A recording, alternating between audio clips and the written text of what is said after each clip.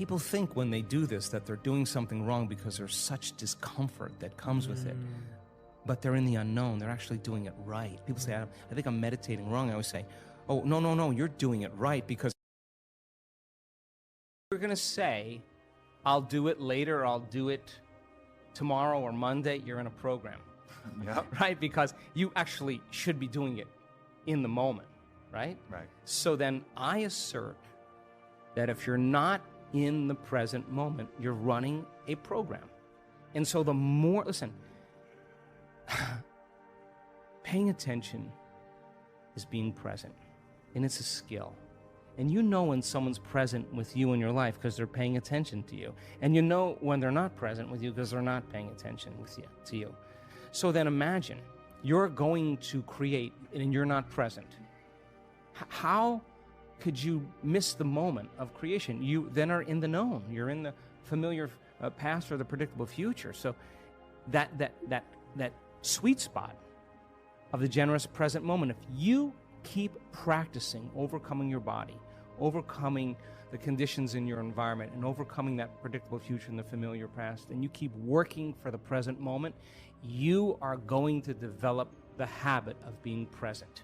And if where you place your attention is where you place your energy, and you're in the present moment, you got a lot of energy to use. You got a lot of energy to execute. You got a lot of energy to design a destiny with. We are wired to be creators. We already know how to do it. You just made up your mind that it was more important than anything else. And you have that vision, you have that possibility, and the moment you feel that emotion, you're connected to your future. And no person, no thing, no experience will stand in the way between you and that future. And it's feeling connected to your future, feeling the inspiration, the joy, feeling the exuberance, the love for your future every day is going to, just like your body follows your mind to the coffee maker, to the toilet every morning, to the known, your body is going to follow your mind right into that future because that's where your attention and your energy is. So then, yeah, if it isn't happening in your life, then there's some emotion. There's some unconscious attitude or thought process, hardwired. There's some habituation of thought, behavior, or emotional reaction that's keeping you as you. So then if your personality creates your personal reality, and it does, and your personality is made up of how you think, how you act, and how you feel, then the present personality who's listening to this show has created the present personal reality called their life. So if you want to create a new personal reality, a new life, it means you're going to have to change your personality. That means you're going to have to start thinking about what you've been thinking about, and that 95%, and change it. You're going to have to become conscious of your unconscious habits and behaviors, how you speak, and modify them. And then you're going to have to look at those emotions that keep you connected to the past and decide, does this emotion belong in my future? And if it doesn't, leave it behind and the memory associated with it. So most people try to create a new personal reality as the same personality, and it doesn't work. We literally have to become someone else.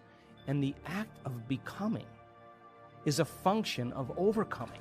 So that means you got to light a match in a dark place. And when you sit down and all of a sudden you hear those voices, I can't, it's too hard, I'll never change, it's my ex's fault, it's my boss's fault, I'm too this, I'm too that, I'm too old, I'm too tired, it's too late.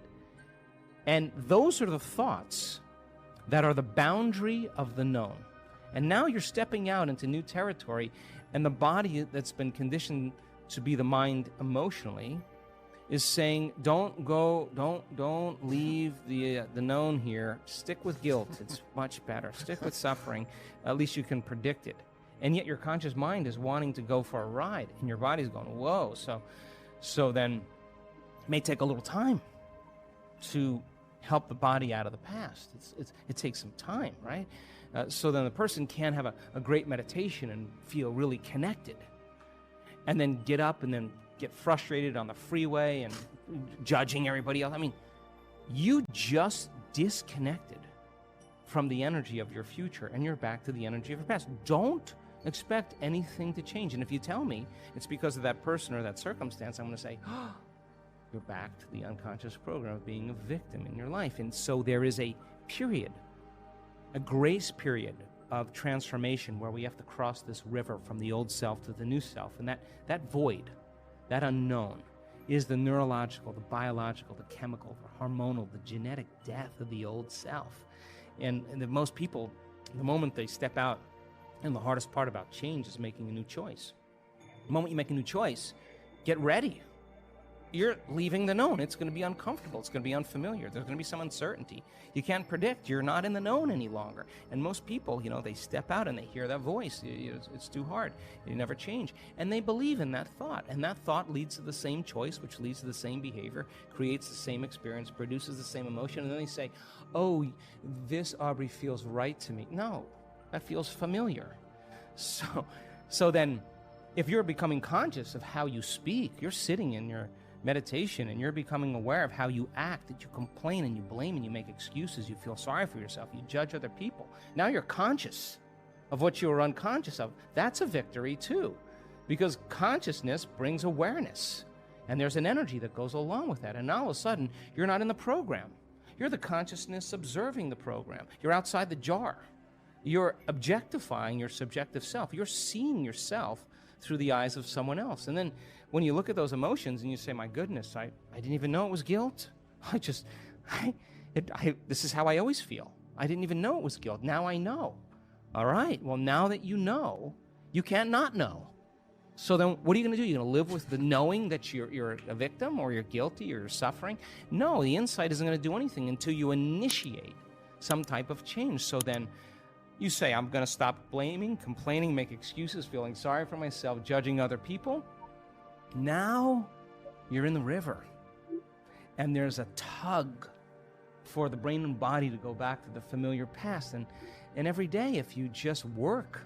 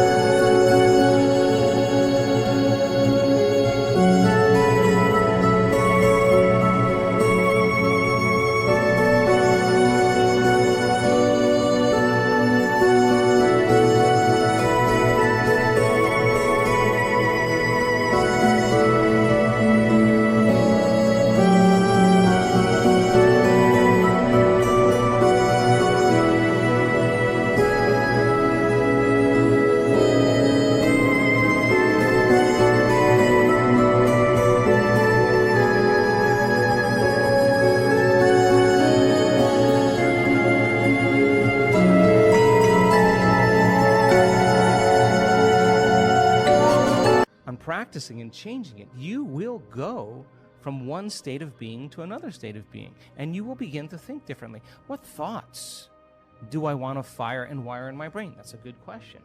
What behaviors do I want to demonstrate in one day? The act of closing your eyes. As an athlete, you know this, and you begin to rehearse in your mind, mentally rehearse what you're about to do, begins to install the neurological hardware in your brain to look like you've already done it. Now the brain is no longer a record of the past. It's now a map to the future. And if you keep hitting that hardware over and over again, the hardware is going to become a software program. And who knows? You just may start acting like a happy person. There's no magic there. You're actually following suit of how you primed your brain. And it's no different than training in any sport or dancing the salsa or whatever you do. When you're distracted by your environment and you got your cell phone and you're tweeting and you're Instagramming and Facebooking, whatever people do, you're distracted by that feeling. But I now know that if you take a person and you say, okay, close your eyes, sit in the silence of any external stimulation, remove the environment, sit your body down like an animal. Body is the animal. Tell it to stay. I'm going to feed you. You can check your cell phone. You can shower. You can have your coffee. But when I say, and so then here comes the challenge, right? So, and then if you say then you're not going to live in the familiar past or predictable future, you're not going to think about how long you've been meditating, what you got to do. You labor for that present moment. People think when they do this that they're doing something wrong because there's such discomfort that comes with it.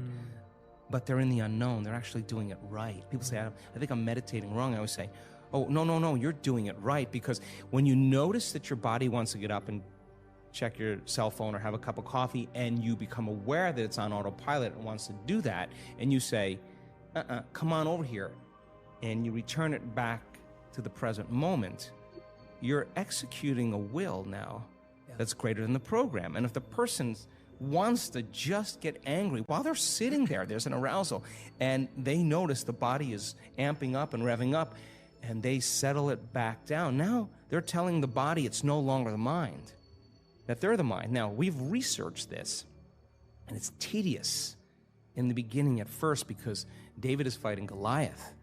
But if you keep practicing it, just like training an animal, sooner or later the body acquiesces. Sooner or later the body is trained to a new mind.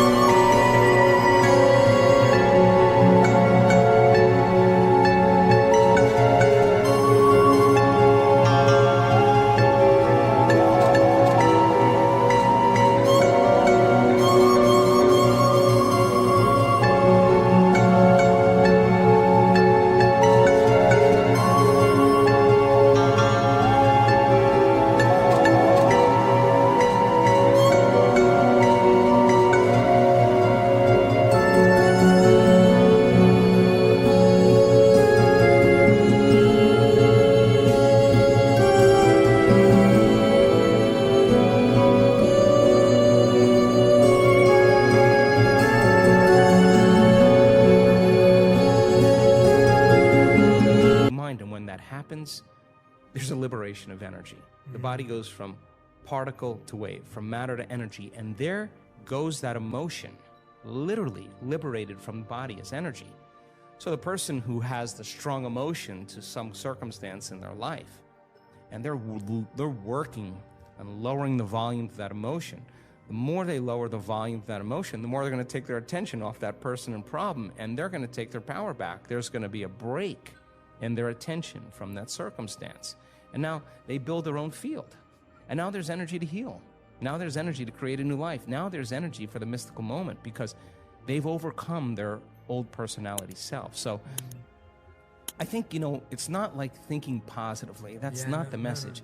It's overcoming until we become somebody else. And when that occurs, and the person starts thinking differently, and they start acting differently, and they start feeling differently, they're a new personality, and they start seeing those synchronicities and serendipities. Now, crossing that river of change, the creative process now gets exciting because what thoughts do you want to fire and wire in your brain? What kind of attention and intention do you want to place so that that becomes the loudest voice in your head? And if you keep practicing it, the hardware becomes a software program, and it'll say, Jay, you can do anything. Jay, you live in no time and accomplish everything. Jay, you're unlimited. You just got to hang with it. On the other side of this is greatness. Whatever you want to program in there, you get to program in there. If you sat down and say, how am I going to be with my wife, my husband, my partner? How am I going to be with my kids? How am I going to be at work with my coworkers? How am I going to be in traffic? And you close your eyes and you begin to rehearse in your mind. If you're truly present, the brain does not know the difference between the real life experience and what you're imagining.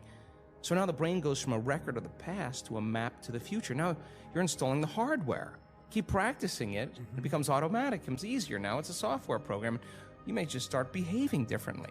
And then if you said, well, listen, I'm not going to wait for my healing to feel gratitude. I'm not going to wait for my new relationship to feel love.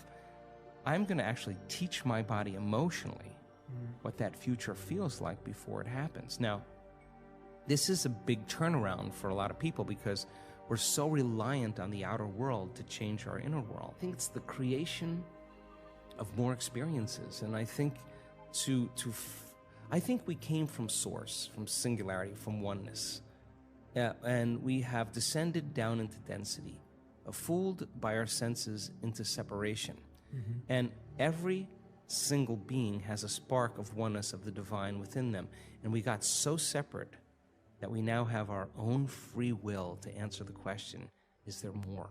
Because if you're oneness, it gets kind of boring after a while. Like, is there anything else? Well, the moment you ask if there's anything else, you're no longer oneness. You're something other than oneness, right? And you're a different consciousness, separate from oneness. So I think then we live life, and then when we can predict the feeling of everything that can happen in our life and it gets boring and we're not impressed by anyone or anything, we ask the same question. Is there more? And that's when the soul goes, all right, well, it's been how many lifetimes you've been doing this? Okay, there's an awakening. And we ask that question, and then all of a sudden, we start getting information and books and stuff and meet people, and it gets exciting, and it's how the universe works. And so we climb out of this, and I just think there's so many incredible experiences that are left in the unknown that we get to have. And then, of course, when the journey's over and you evolve to that point, then you take that wisdom and you say, here's what I learned. And it was scary down there. And boy, I tell a great story. And then you hang out there and you go, is there anything else besides all? And then here we go again. It just never ends. I don't know. That's my theory.